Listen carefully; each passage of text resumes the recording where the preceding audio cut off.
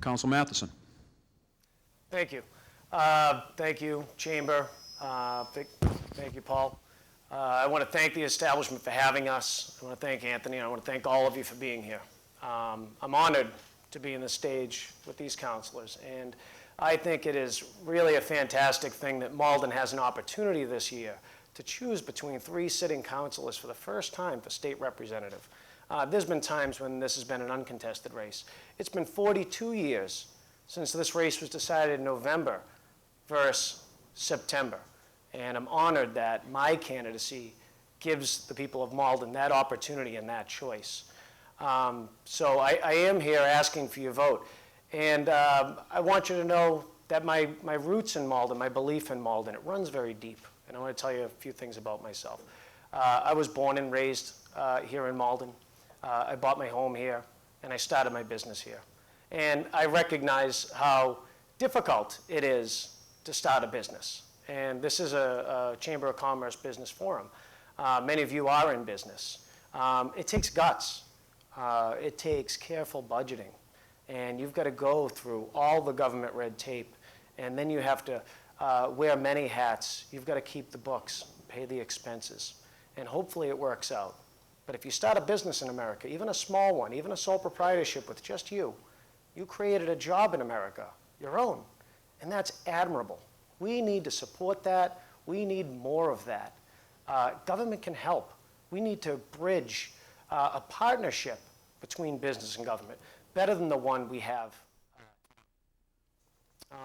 I'll tell you, Malden is in some real difficulties right now. We've been talking about the challenges in Malden Square and the challenges that we face in the council. Every day we talk about it all the time. That's where I get my gray hairs. You know, we had a budget deficit I alluded to earlier, $1.5 million last year. We had to sell city property, the old Emerson School, and then we had to ask for a gift from the MRA of $500,000 to bridge that deficit. This year came up and we had a $2.5 million deficit. That's a growth of $1 million. That's a real problem. Next year's budget deficit is going to be even worse, and we need real solutions to that. I agree with these gentlemen that there's a lot of real important things out there. I mean, I know education is very important, and I know special education costs have gone up $5 million in the last 4 years. We need to take mental health very seriously. We need partnership from the state on that. But we also need partnership from the state on some other things. Our roads are in disrepair. And we have a $4 million assessment from the MBTA that is just simply unsustainable with all the other city needs we have. We're unable to afford a new city hall, police station, or fire station right now. We need these things. We have a growing education budget, and we're going to have an entirely large, different deficit next year that we're going to have to deal with. When I get to the State House and be your representative, I'm going to take on that $4 million assessment that the state charges us. I'm going to take on some of these injustices. I fight for people's rights every day as an attorney. That's what I do. And I want to work for you. I've dedicated my life to public service. I always wanted to give back to my dad. He passed away just as I went out into work for myself. He was a World War II veteran. He was born in 1924. So I realized that I've got to dedicate myself to something else and pay it forward. This is the way I want to do it. I ask for your support. I ask for your vote on November 4th. And I want to thank these gentlemen for taking the stage with me, and I want to thank all of you for being here. This is a great honor in my life. And thank you very much for coming.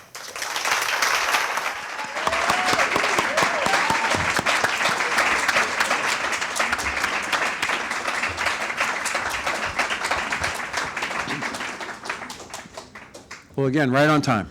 So thank you all very much for attending tonight. Thank you, candidates. You guys did a great job. Honestly, the city of Malden is honored to have you all, and one of you will make a very good state representative.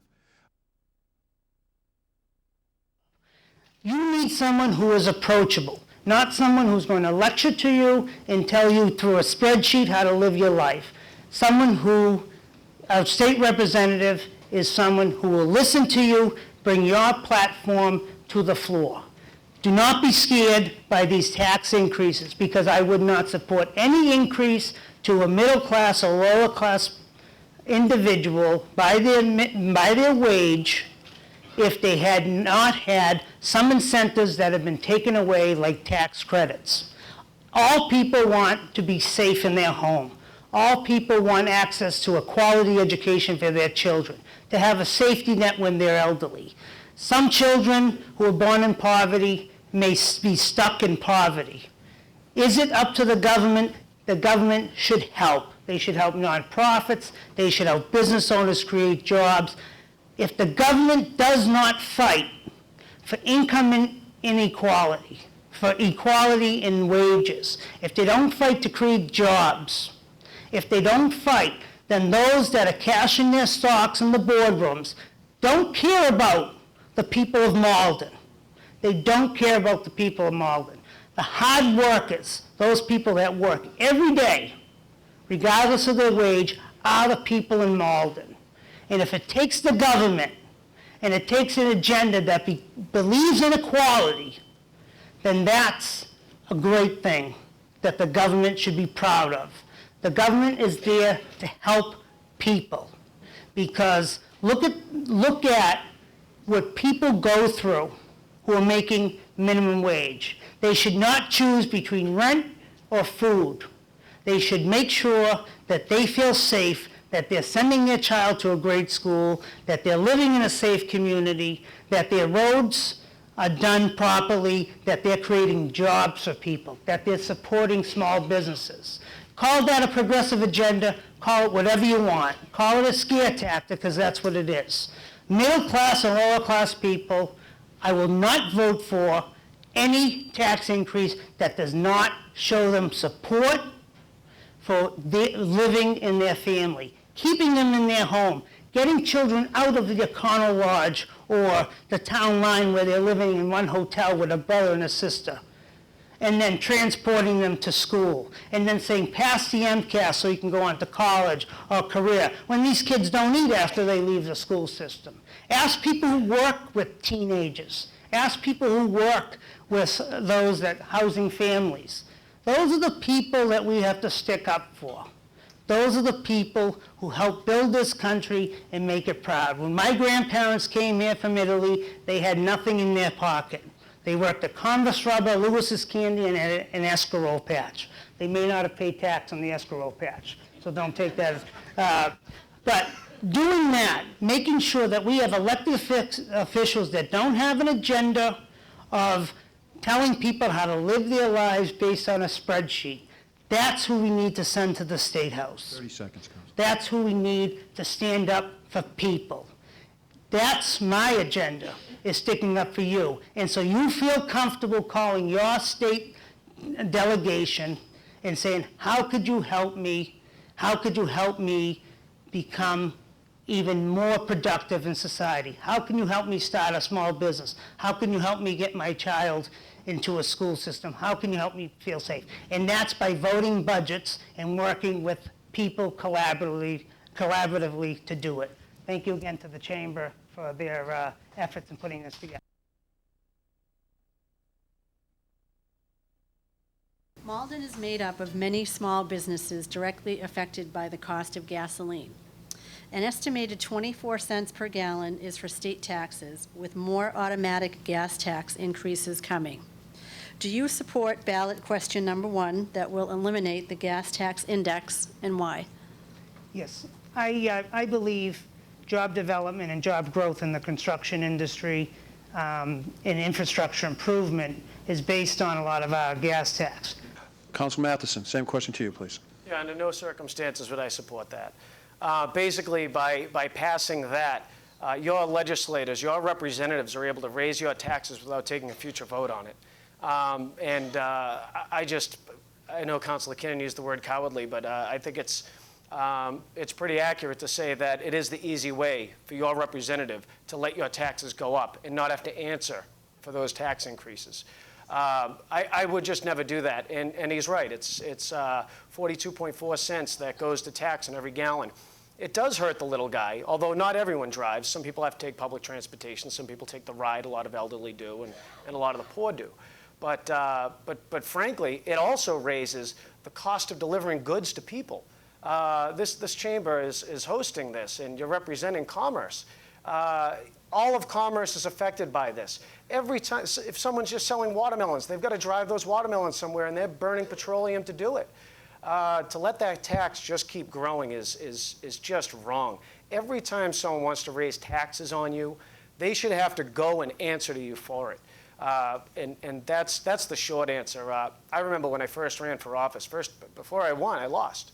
But you know, a man can fail many times. He's not a failure until he quits. But when I first ran and lost, one thing I said was, what I saw was like the council was going to raise the council pay, but they were going to index it to the average wage of a non-union employee in Malden. I said, well, what the heck is that? They're going to make that up every year, and they're not going to have to vote on it? So I came out and I said, you know, I'm against this. I've always been against indexing things in that fashion. It's just simply not the right thing to do, and I think it's going to hurt a lot of people that way. As far as the gas tax, it is so lucrative for the state. You know, the money that's getting channeled from Malden through to the state is in the millions per annum. It happens every single year. And it's the communities that have these local highways, these routes, this Route 16, Route 28, Route 1, Route 60. We've got some heavily traveled roads. Those are the roads with gas stations. Those are the roads that crumble and break. Time, Council. Then the state gets all the revenues, and we got to beg them to share some of it with us. Some of you live on roads that need to be repaired right now. The state should be sharing that money with us. John? As a state representative, I'm going to fight for that. According to the Greater Boston Chamber of Commerce, the latest data shows that Massachusetts' unemployment tax burden is more than 50% higher than the national average. If elected, what steps would you take to ensure that Massachusetts is comparable to the national average? Are you referring to unemployment insurance? UI insurance, correct. Yeah, it's absolutely outrageous. I think that 90% of that funding comes from the private employer, 10% comes from the government. And that's really crippling to businesses. I mean, you might have folks that have longevity in your business, and really they aren't becoming unemployed. But you're paying into their system all the time, but you're not creating the problem. I think government needs to shoulder more of that burden. I really do. It's just one of the many taxes and fees and compulsory insurances that businesses have to pay all the time just to get started. You know, I was down Malden Square today, and I went by the Bank of America building. It's been vacant 5 years, and now it's undergoing a build-out. And I saw the permit fee was $32,000. And I thought to myself, if you wanted to start a business at an empty window location in Malden Square, you need $32,000 before you then invest in your build-out. That might be $100,000 or $200,000. And then you have your registration fees. You have your property taxes. You have your business taxes. You might have your sales taxes. You know, unemployment insurance is on top of workers' comp insurance, on top of perhaps vehicle insurance and registration fees, governmental insurance, you know, the sign and the permit fees that the city experiences. And that's all before you start paying your employees. And God willing, you turn a profit so that the business owner who took all the risk makes a little bit of money. So to burden him with this unemployment insurance that is extremely well-funded, one of the most well-funded unemployment insurances in the entire country, I think is wrong, and I think it needs to really be developed and take a hard look at it. As state representative, I would do that immediately. Thank you, Councilman. So to summarize, this was the expense and difficulty of someone starting a new business going through the permitting process? Yes. All right. Well, yeah, I mean, clearly we can do a better job at that. Malden is very difficult, I hear it time and time again, to work with through the permitting process. I referenced earlier, we have a restaurant going on in Pleasant Street that is in a beautiful building that's been vacant a very long time, and the permit was $32,000. Something as simple as putting up your sign. You run up against a sign committee that might make it very difficult. Spatafora Slut Shop on Highland Avenue. We have a sign ordinance. They prohibit A-frame signs. He's got a wide sidewalk and a little sign that says open for business, come have an ice cream. And that's not permitted in Malden? It doesn't make any sense to me. We need a liaison that actually helps businesses and makes it a more conducive environment for businesses to come in and flourish here in Malden. You wonder why we're a commercially challenged area downtown. This is one of the reasons why. Massachusetts is ranked dead last in the entire country for cost of doing business. We can do a lot better in the state level. We can do a lot better in the local level. What we need is better partnership. One thing, and we don't have to reinvent the wheel.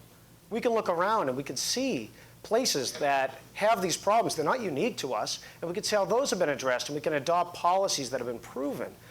You might see commercials for Startup NY right now.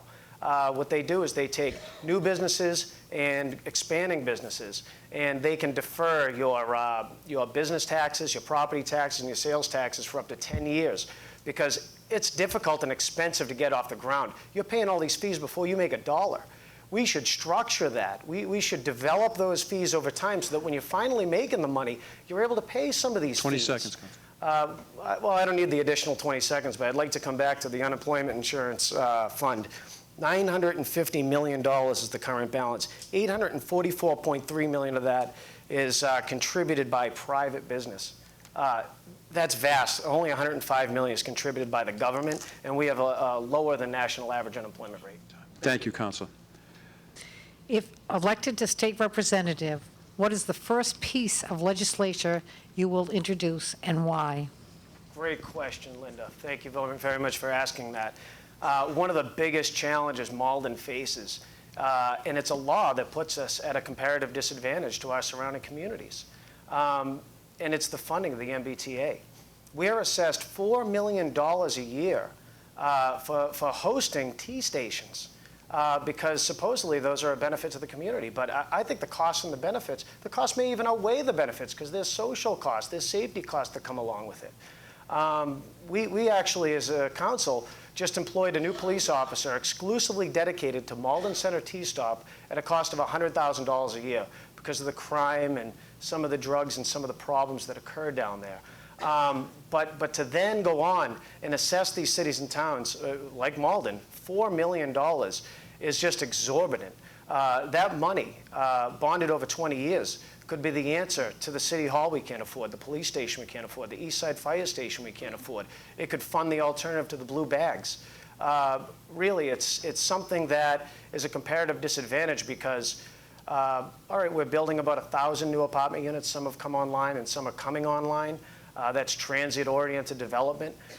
Melrose benefits to just as great an extent, but they don't have to share in this fee. They've got 1,000 units coming online or have come online between Banks Place and Washington Street. They're building another 100 right on the other side of the border, causing the Winter Street Bridge intersection and Glenwood Street intersection and Washington Street intersection to get a failing grade as far as traffic and velocity rates.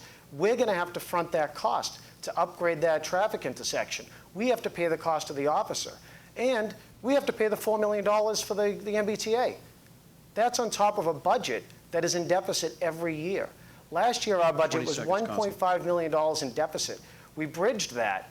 But now this year, we were $2.5 million in deficit. We had a healthcare savings, and I'm grateful that I was able to introduce a healthcare audit to pass through the council, and we found some money to bridge that. But without rocketing municipal costs, and then have to front that $4 million for the MBTA station, it's a really big problem. I would attack that immediately. Thank you very much, Linda. Malden Chamber members are downtown business owners. As a Malden City Councilor, what have you proposed or done to enhance Malden Square? Thank you. First of all, thank you very much for having me here today.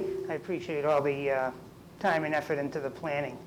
Malden Square is a very important historical square for the city of Malden. My mother, who actually came from the North End in the 1950s and 60s, never even met my father, who was from Malden, used to shop here in Malden Square. And that's great that they're making a home. Malden Square, there is some development going on in Malden Square, important developments going on, working with the small businesses there. Even though I'm not representative of Ward 4, I still do business in Malden Square. And I support any projects such as the $5 million overhaul of the sidewalks, any of the street improvements and such. And that's something I've always been in favor of. Anything that has been proposed for the square is something I've already voted for. Not being the ward councilor, I unfortunately haven't come up with anything for the square, but I'm hands on Highland Avenue, Charles Street, Medford Street, and businesses that have been directly in Ward 2. So. With respect to Malden Square, obviously, it's had some struggles. It's an economically challenged area. No one can doubt that. Very often, being an independent, I find myself as the the deciding vote or the swing vote in a lot of policy issues. And one thing, very early in my tenure in the council was RAOB, which is an economic stimuli to allow some of the transit-oriented development and some other things to come into Malden Square by reducing some of the parking requirements for locations of apartments that are right next to the T. I'm also on the City Hall Relocation Committee, so I've been helping to kind of steer that committee, and although that work is far from complete, I think that we are on somewhat of a right track. We do have City Hall sold at this point, and hopefully things move in a better direction from here. But there is certainly opportunity. Tying into some of the subject matter that's coming up later is Malden's image. And we definitely need to brand Malden. We need to market Malden more effectively to bring businesses into the square, bring consumers and residents back to the square. One of the pieces of legislation that I've introduced was something allowed by the general laws, the state general laws, which is creating a historic district. We've run up against a brick wall in decades past on this subject, but we definitely have some history remaining in Malden that people might not be aware of, certainly newcomers to the city might not be aware of. The Davenport House is a beautiful place. Malden Library is one of the most historic places in the entire state. I actually have a small business in Malden Square. I go there, I work there every day. I would love to see it developed. I do see a lot of empty storefronts and empty windows. That causes me a lot of distress, but certainly I have been working on beautification systems down there too. When you beautify a square and you go up Main Street and you see Melrose Square, it definitely brings people in. I've been the architect of our Tree City USA, our tree care ordinance, and our tree planting program, and some of the sidewalk repairs that happened while I was chairman of finance, and I'm proud of that. So I do think we're heading in the right direction, but the work's not done. Thank you, John. Thank you. Second, Council Matheson. City Hall needs to go, no doubt about it. This was an ill-conceived location for City Hall right from the inception. I think a lot of people who remember Malden from back when this was built can see the difference in our downtown area. We have one of the busiest T-stops in the entire state of Massachusetts, and we have a giant brick wall separating a potential consumer base from the heart of the downtown. So at this point, City Hall definitely has to go, but I do feel that we put the cart before the horse. The structure is sold, but we definitely are far from having a location locked down for building a new City Hall. That's a problem. Certainly, my colleagues in the council and the mayor, we're all working on that problem, but City Hall definitely has to go. The original idea there was to build a promenade, an outdoor mall that stretched all the way down Pleasant Street. That never materialized. And in the time since City Hall was built, you can see that shopping and culture has just changed. Retail shopping, it's moved to indoor malls. I hear people reminisce about when Jordan Marsh was in downtown Malden. When is retail returning? Well, that's probably not coming back. But you look to the downtown areas and other places where they do celebrate their history, they do beautify, they do lend themselves to better parking arrangements. I mean, we have 1 hour parking in Malden Square. Our neighboring cities and towns have 2 hour parking. Melrose has 3 hour parking. Meanwhile, this year we've doubled our ticket writing. So, you know, if you're just a little over time and you're eating lunch or dinner downtown, well, you just doubled your cost of the meal. That's just not the way to do business. It's not very friendly. I think government needs to be a better partner with business. That being said, if we relocate City Hall and open up that road, there's only upside to that. That needs to happen. It's also a very inefficient building. We're spending twice as much in utility costs 20 seconds. than we ever needed to, and because of the big open vacuous space that's in the middle. We also have a lot of vacant space in that building. So yeah, that building definitely needs to go. There's opportunities to help the downtown if the building does go. We definitely need to add more parking options downtown. Government definitely has to be a better friend and ally to the local businesses there. John, that's time. There is a better future with that City Hall being moved. Before joining the council, I was on the board of directors. I was president and chairman of the Bread of Life, a great organization that serves 1 million meals a year to the homeless and hungry in Malden. And in fact, on a personal note, it was 5 years ago Thanksgiving, I was serving meals in Malden High School, and that's where I met my fiance. She's here today. So anyway, sorry, I get a little emotional when I talk about that, but it was a great experience in my life to be there, and to this day, I still help nonprofits. As an attorney, I register nonprofits, and I do that free of charge. Ingrid, has done taxes for them. We've done that for many nonprofits in Malden, from Malden Arts to Angel Baseball to even DD's Dressing, and a lot of great nonprofits. I continue to support that cause. I think nonprofits really help folks that would otherwise be a dependency problem for the state. They take some of that burden off of the state and the taxpayers. They help people that really do need the help. A great organization that I was exposed to as a very young child is Triangle Training Center, and this is a wonderful place that takes people with mental challenges 20 seconds. and gives them a function. It allows them to gain some independence and do work tasks, and I can say that the Bread of Life in particular avails itself of some of their tasks in their mailings. They actually help other businesses in Malden. And as a youngster, my friend's father, Bill Luongo, worked there, and we went down and we worked side by side with these great individuals, and we saw the work they did firsthand. We worked with them, and I think that's an example of a nonprofit that actually helps not only local businesses, but also government, and also the Council, that's taxpayer. fine. Thank you very much. The next question is Councilor Matheson. Yeah, so I think the question is, there are these folks out there that are willing to work, they are working, but they're making too little money on the job, legal wages, to support themselves. And I don't feel that anyone who's willing to work in this country should be unable to support themselves. No one should be starving. No one should go to bed hungry. As far as raising the minimum wage, I believe in that. In fact, when I identified that poll worker pay in Malden was $7 an hour, I immediately attacked that problem, and I'm proud to say that we've made that $11 an hour. I mean, some people do count on that money. As a small business owner, I've had years where I did very well, and I've had years where I could only carry my expenses and I had to live off my savings, and things were very difficult. That first $50,000 that you make working, that money goes to paying the rent or the mortgage. It goes to buying food. It goes for basic life support needs that individuals have. And it's great that we have these nonprofit groups. I think we're in the nonprofit segment of the question asking.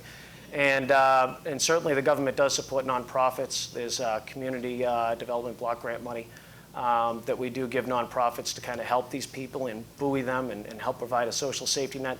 The government does that as well, whether it be through the food stamp program or affordable housing and things of that nature.